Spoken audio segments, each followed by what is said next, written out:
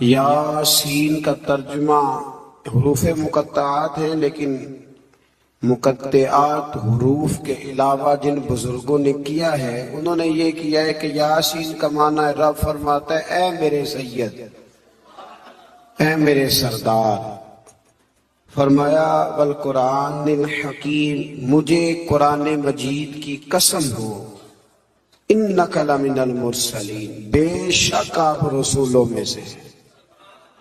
مجھے قسم ہو کہ بے شک آپ رسولوں میں سے ہیں۔ پھر اللہ تبارک و تعالیٰ نے آگے متعدد آیات کے اندر، سورہ یاسین کی متعدد آیات کے اندر اللہ تبارک و تعالیٰ نے غافل لوگوں کو اللہ کے عذاب سے ڈرایا ہے اور ان پر حق کی حجت کو قائم کیا۔ لیکن کچھ سرکش لوگ ایسے ہوتے ہیں جن پر دعوت حق کا اثر نہیں ہوتا۔ دعوت حق انہی پر اثر ہوتا ہے جو نصیحت کو قبول کرتے ہیں، جن کا طریقہ ہے کہ وہ نصیحت کو قبول کرتے ہیں، جن کا مزاج نہیں نا کہ نصیحت کو قبول کرنے کا، تو ان لوگوں پر حق کی دعوت کا کوئی اثر نہیں ہوتا۔ پھر آیت نمبر 38 سے اللہ تبارک و تعالیٰ کی قدرت اور جلالت کا بیان کیا گیا۔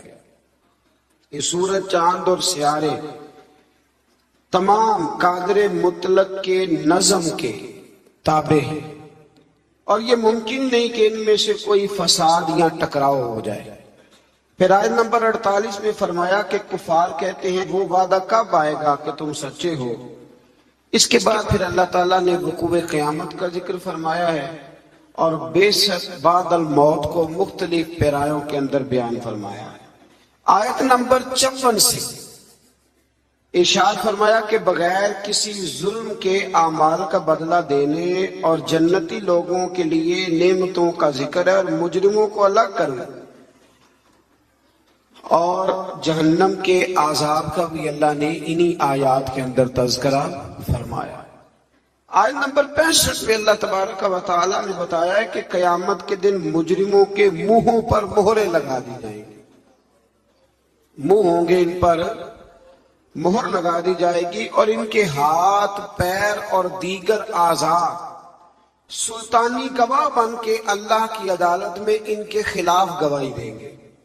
ہاتھ بھی خلاف گواہی دے گا، پیر بھی خلاف، زبان پہ تو مہر ہوگی، یہ گواہ بن جائیں گے ساری چیز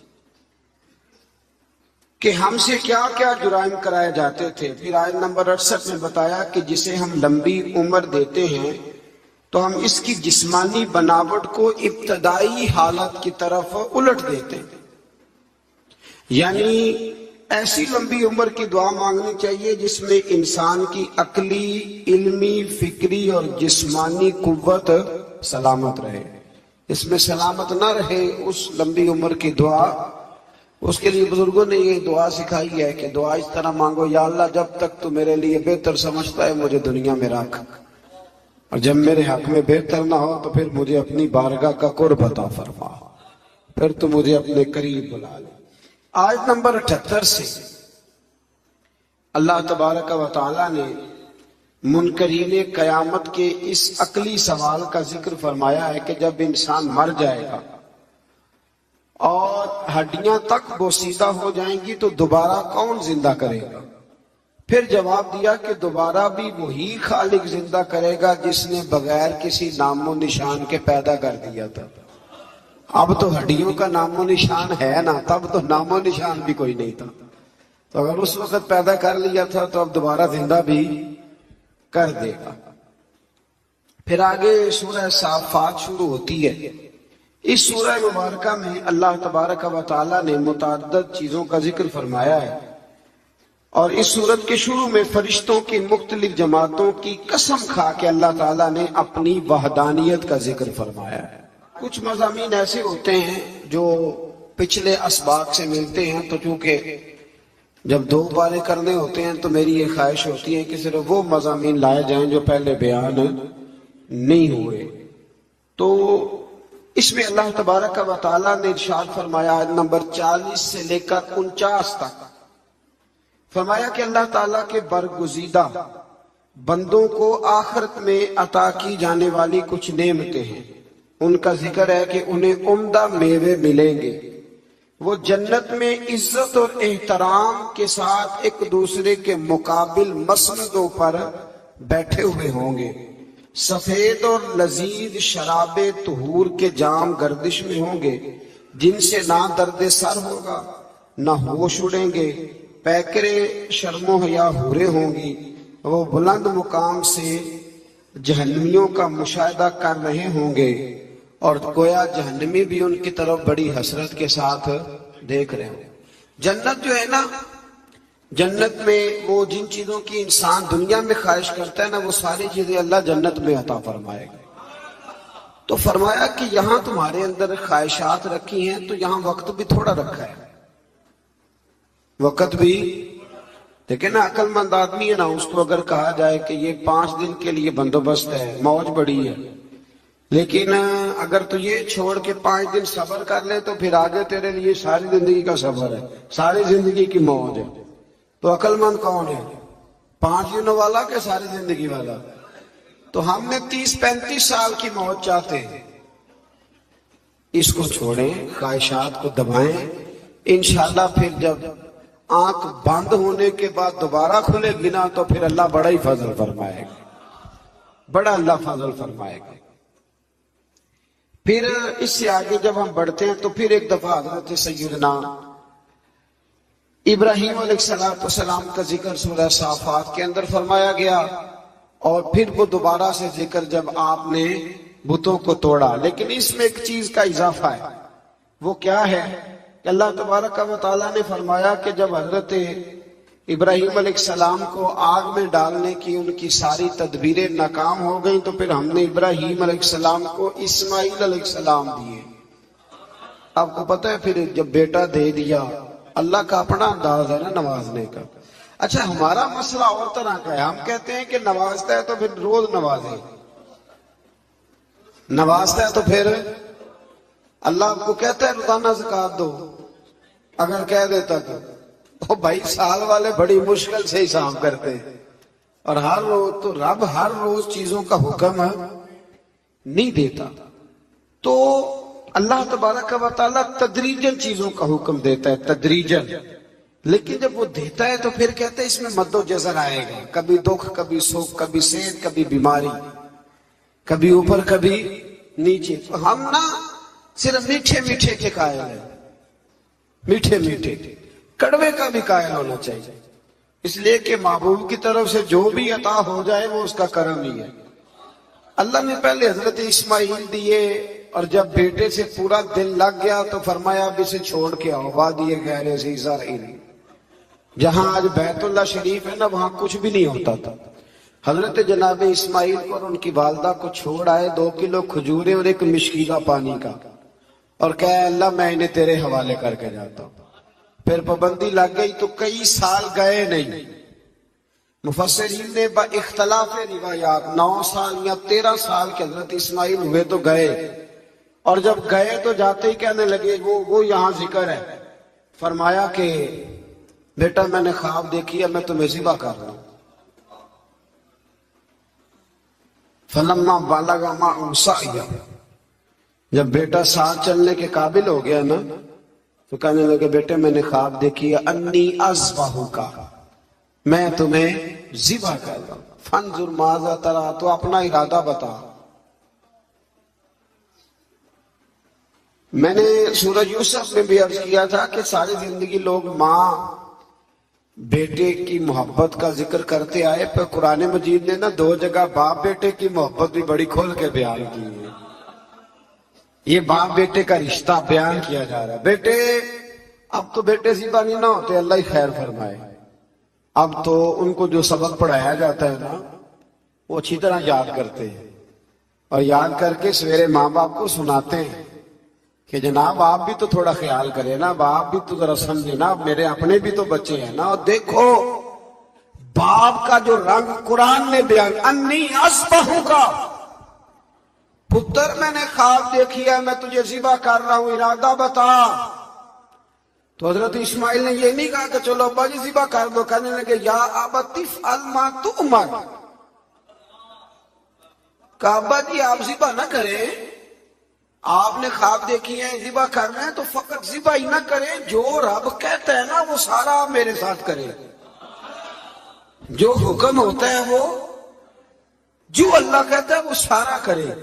اس کی تفسیر میں مفسرین نے لکھا ہے کہ گویا حضرت اسماعیل کہہ رہے تھے کہ ابا جی اگر اللہ کہتا ہے نا ذبح کرو تو آپ ذبح کریں، اور اگر وہ کہتا ہے نا اس کے بعد میرے ٹکڑے ٹکڑے کریں تو آپ ٹکڑے ٹکڑے کریں، اور اگر وہ کہتا ہے نا پھر اسے جلا دیں تو آپ جو رب کہتا ہے نا آپ وہ سارا میرے ساتھ ستجدونی انشاء اللہ من الصابرین، مجھے آپ انشاءاللہ صبر کرنے والوں میں سے پائیں گے۔ تو پھر اللہ کریم نے فرمایا ابراہیم تو نے خواب سچا کر کے دکھایا ہے۔ حضرت ابراہیم نے تو پٹی باندھ لی تھی آنکھوں پہ، بیٹے کے ہاتھ باندھ لیے تھے، انہوں نے تو چھری چلا دی تھی، اب جس نے امر کرنا تھا اسی نے نہ کیا۔ وَفَدَيْنَاهُ بِذِبْحٍ عَظِيمٍ، اور ایک ذبح عظیم کا فدیہ اللہ نے دے دیا۔ تو اقبال کہنے لگے یہ فیضان نظر تھا، یہاں کے مکتب کی کرامت تھی۔ دو چیزیں ہوتی ہیں، ایک فیضان نظر بھی ہوتا ہے، کئی دفعہ مکتب کے نکمے فیضان نظر سے چل جاتے ہیں، یہ تو اقبال کہہ رہے ہیں نا یہ فیضان نظر تھا، یہاں کے مکتب کی کرامت تھی۔ یہ سکھائے کس نے اسماعیل کو آداب فرزندی۔ یہاں ایک بات میں ماؤں بہنوں سے بچیوں سے کروں گا اور آپ حضرات سے بھی کروں گا کہ یہ گھر میں اپنی بیٹیوں اور بہنوں کو یہ سبق دیں کہ بچے باپ کے اس وقت فرما بردار بنتے ہیں جب ان کی اماں انہیں باپ کا فرما بردار بناتی ہے۔ حضرت اسماعیل کی اماں کہہ سکتی تھی کہ بیٹے تیرا ابا تو کبھی آیا ہی نہیں، جنگل میں چھوڑ کے چلا گیا،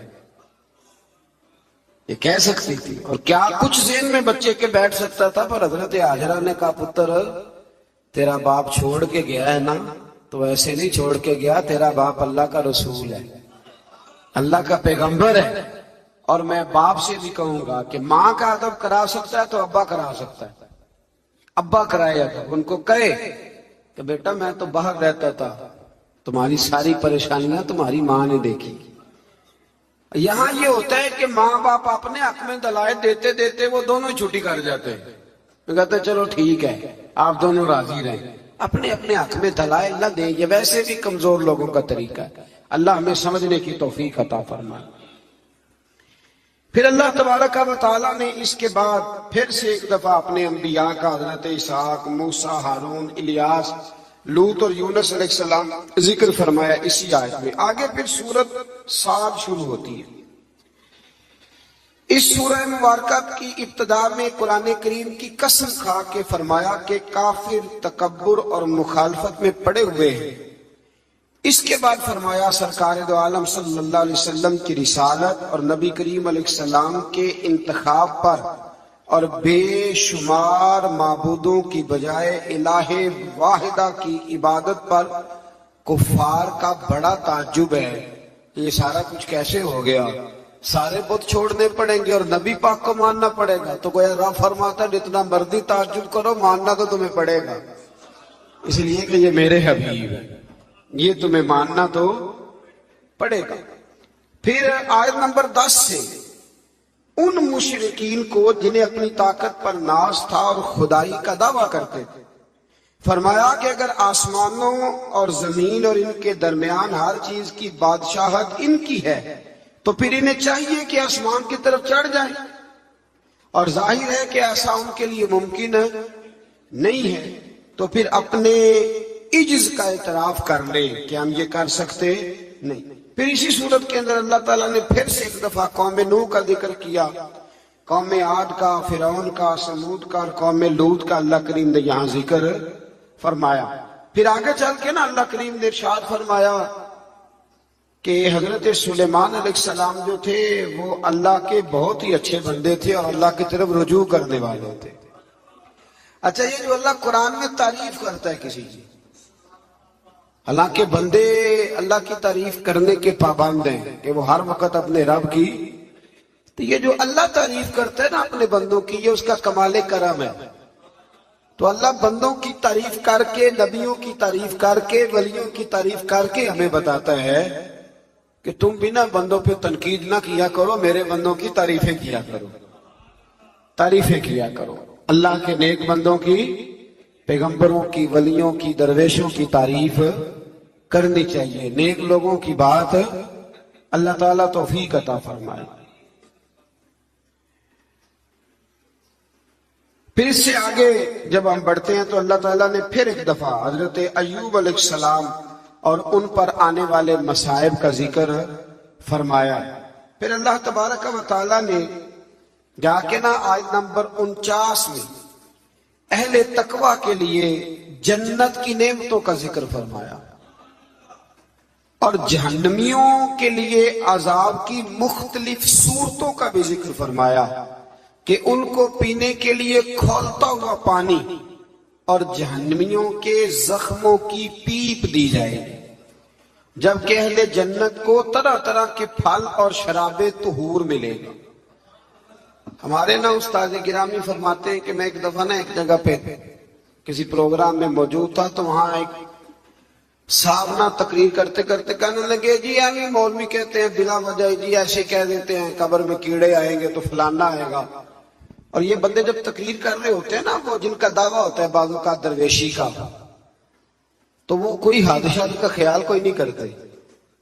آپ نے یہ آیت ملاحظہ کی نا کہ اللہ فرماتا ہے کہ جہنمیوں کے زخموں کا پیپ پلایا جائے گا۔ یہ قرآن مجید کی نص ہے نا کہ دوزخیوں کو عذاب ہوگا۔ تو مولانا نے قبر کا عذاب بیان کیا تو ایک صاحب اٹھ کے کہا وہ بعد میں جو سمجھ لیں کہ جو آج کل بنے ہوئے ہیں نا درویش، وہ کہنے لگا جی مولوی جو ذکر کرتے ہیں نا یہ اپنی قبر کا کرتے ہیں، درویشوں کی قبر میں بچھو نہیں آئیں گے۔ تو فرماتے میں اٹھ کے کھڑا ہو گیا، میں نے اس کو کہا کہ تو 2 کتابیں پڑھ لیتا تو تجھے بھی سمجھ آتی، وہ جو قرآن نے عذاب بیان کیا تو وہ کس کا کیا ہے، اور جو رسول کریم نے فرمایا ہے قبر کا عذاب تو نبی پاک نے کس کی قبر کا ذکر کیا۔ جی بچھوؤں سے ڈراتے ہیں، جی مولوی فلان کرتے ہیں، اور یہ بہت جاہل لوگ اس قسم کی بات کرتے ہیں۔ مولوی کون ہوتا ہے ڈرانے والا؟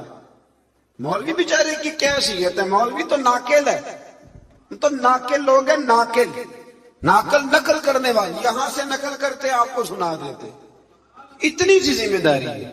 اور سورہ یاسین ابھی گزری ہے، اس میں نبی کہتے تھے وما علینا الا البلاغ المبین، بھئی ہمارے ذمہ تو کھول کے بیان کرنا ہے، ہمارے ذمہ تو کھول کے۔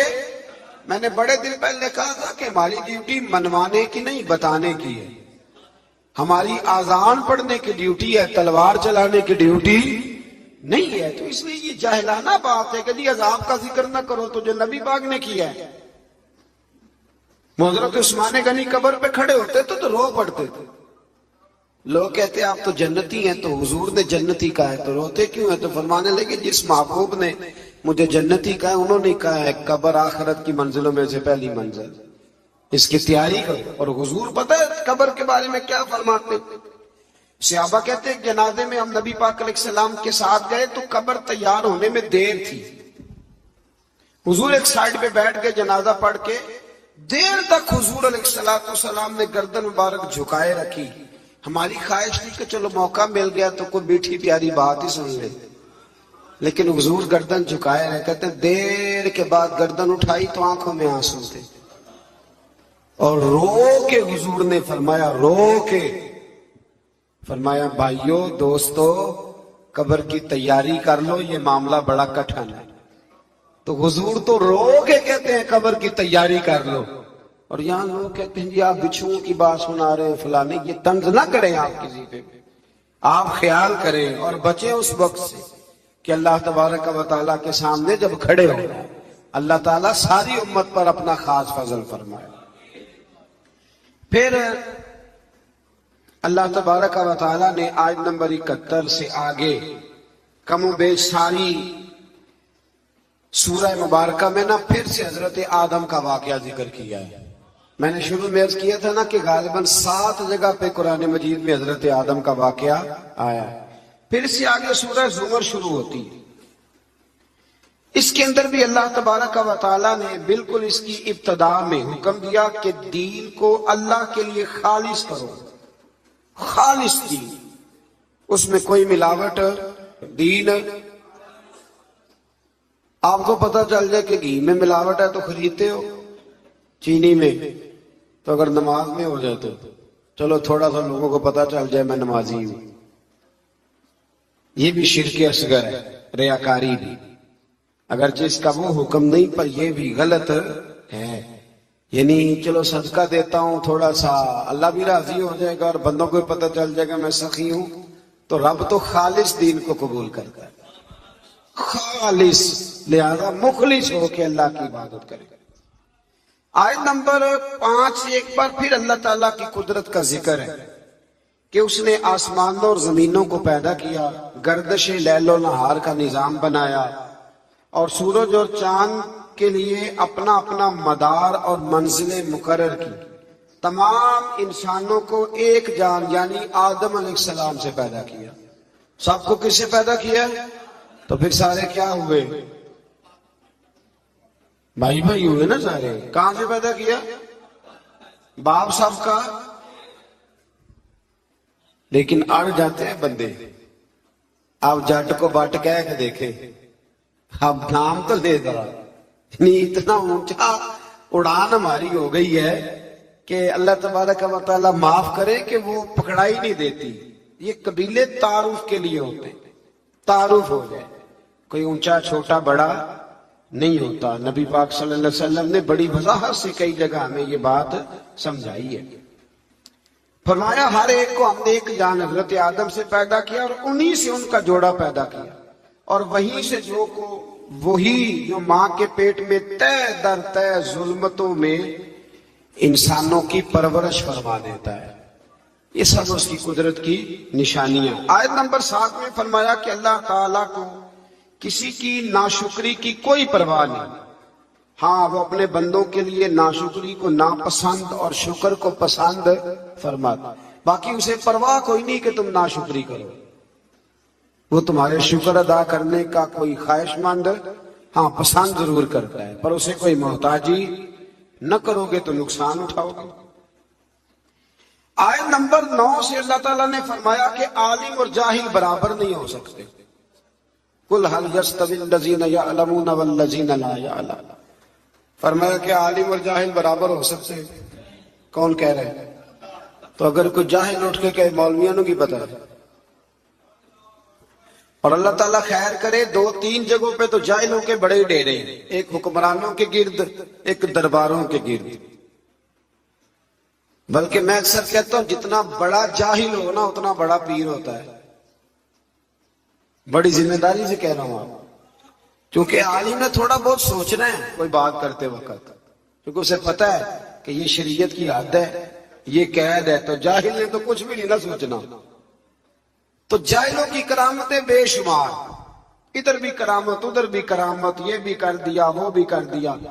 اور جاہل کی ایک بہت بڑی علامت ہے کہ وہ ہمیشہ علم کی مخالفت کرے گا۔